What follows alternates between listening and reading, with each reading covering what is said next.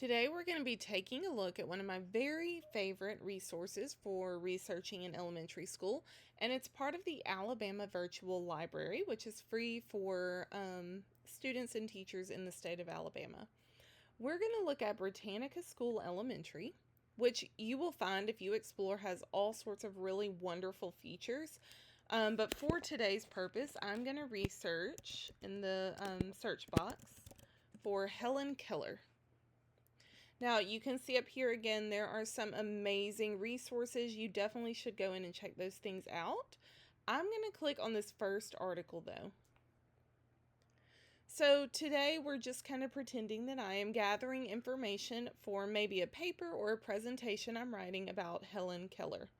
Now you can actually see a little citation right here. So whenever we are using someone else's work, whether it be illustrations, their writing, their images, we always have to give them credit for all of their hard work, just like we would want credit for our work.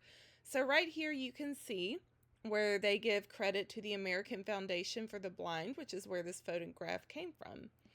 But we are going to cite this actual article. So if I were to use any of this information, I would have to create a citation in my work to show where I got the content from.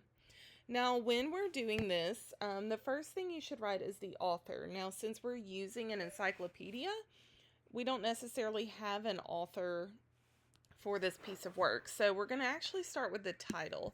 Now, the title of this was just Helen Keller. So I'm going to put it in quotation marks and end it with a period. And then we got this information from Britannica Elementary, which is a part of Encyclopedia Britannica. It's just a more kid-friendly version. Okay, then the next thing I'm going to add is the date that I accessed this information. So today is March 2nd, so I'm going to write the day first, so the 2nd of March, and the year is 2025.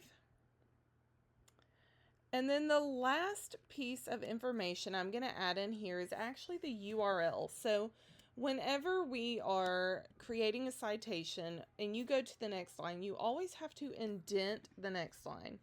I'm going to just copy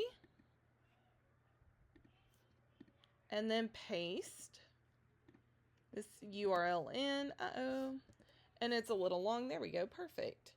And just like that, you have now created your citation for this article, Helen Keller, and you have not done any plagiarizing or broken any copyright laws because you gave credit where it was due.